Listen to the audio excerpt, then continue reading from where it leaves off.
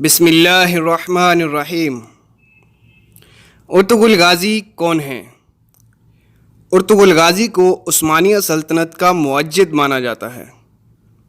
Ertugrul Ghazi کا شمار اسلام کے بے حد ناڈر سپاہیوں میں ہوتا ہے جن کو غازی کے خطاب سے نوازا گیا۔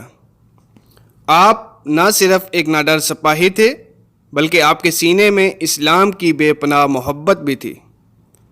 یہی وجہ ہے کہ اللہ نے آپ کو بے شمار فتوحات سے نوازا۔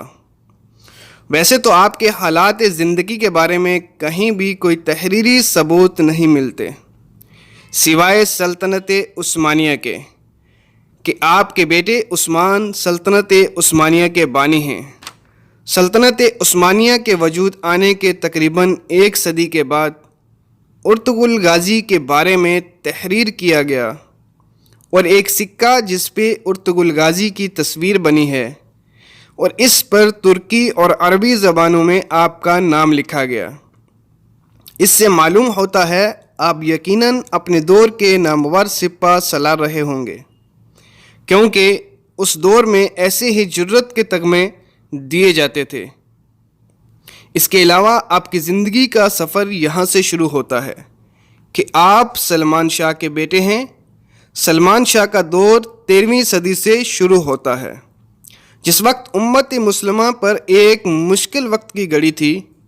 اس دور میں ایک مملکت نے بڑی تیزی سے پوری دنیا پہ قبضہ کرنا شروع کر دیا تھا۔ یہ چنگیز خان کی قیادت میں منگولوں کی فوج تھی۔ منگولوں کی اس خون خوار فوج نے بڑی تیزی سے یورپ اور ایشیا کے بیشتر حصوں پہ حکومت کر لی تھی۔ ان کے ظلم و ستم کی مثال دنیا میں کہیں نہیں ملتی۔ تاریخ دانوں نے اس کے علاوہ اس کے دور کو صفائے ہستی کا سیاہ ترین دور کہا ہے۔ چنگیز خان اتنی تیزی سے ملکوں کو فتح کر رہے تھے کہ دیکھتے ہی دیکھتے اس نے پورے یورپ اور ایشیا کے 1300 سے زیادہ ملکوں اور شہروں کو فتح کر لیا تھا۔ اس نے اپنا رخ سلطنت خوارزم کی طرف کیا جو کہ ترک قبیلوں پر مشتمل تھی۔ انہیں بھی پاش کر دیا۔ ملک خراسان کے دیگر قبائل اور سلمان شاہ نے اپنے قبیلے کے لوگوں کے ساتھ وہاں سے کسی محفوظ جگہ جانے کا ارادہ کیا۔ قبیلوں میں زیادہ تر چرواہے اور خانہ بدوش تھے۔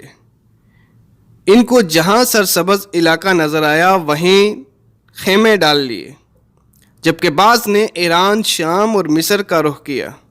سلمان شاہ کئی قبیلے کے سردار تھے۔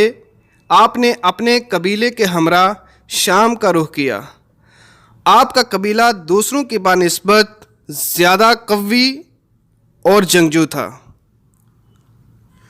ارطغرل غازی کے والد سلمان شاہ کی وفات تقریباً 1380 میں پائی۔ آپ کی وفات کے بعد ارطغرل غازی کے جنگجو اور بہادری کی وجہ سے سب نے آپ کو اپنا سردار تسلیم کیا۔ ارطغرل غازی پھر سلجوق کی سلطنت کا رخ کیا۔ اس وقت سلجوق کی سلطنت کے حکمران سلطان علاء الدین تھے۔ سلطان علاء الدین انصاف کے پیکر تھے۔ ارطغرل غازی اپنے قبیلے کے ہمراہ سلطان علاء الدین کی مملکت میں اپنے قبیلے کی جگہ لینے کے لیے جا رہے تھے۔ انقرہ کی سرحد کے قریب ارطغرل غازی نے 2 فوجوں کو آپس میں لڑتے دیکھا، جن میں سے ایک فوج کی تعداد بہت کم تھی اور دوسرے کی بہت زیادہ۔ ارطغرل غازی نے اپنی ذاتی رائے کے مطابق کم فوج کے سپاہیوں کا ساتھ دینے کا ارادہ کیا اور ایسی تیزی سے اپنے جنگجوؤں کے ساتھ مل کے وار کیا کہ سامنے والے یہ دیکھ کر حیران رہ گئے کہ اچانک ان کے لیے مدد کہاں سے آ گئی۔ ارطغرل غازی نے جلد ہی اپنے ناڈر سپاہیوں سے مل کر انہیں شکست دے دی۔ بعد میں پتہ چلا جس فوج کا انہوں نے ساتھ دیا وہ فوج سلطان علاء الدین کی ہی تھی۔ سلطان ارطغرل کی بہادری سے بہت متاثر ہوئے اور انہیں راجہ ڈاک کا زرخیز خطہ قیام کے لیے دے دیا۔ یہ ایک پہاڑی علاقہ تھا اور کئی قبیلہ یہیں آباد ہو گیا۔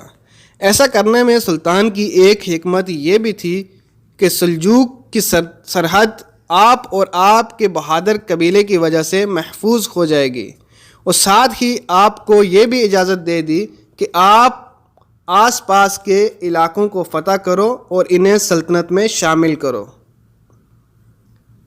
ارطغرل غازی نے بہت کم عرصے میں آس پاس کے علاقے فتح کر لیے اور سلطان نے خوش ہو کر آپ کو سپوت کا شہر بھی دے دیا۔ ان فتوحات کا نتیجہ یہ نکلا کہ آپ کی بہادری دیکھ کر بہت سارے قبیلے آپ کے ساتھ شامل ہو گئے، جس سے آپ کے قبیلے کو اور بھی مضبوطی ملی۔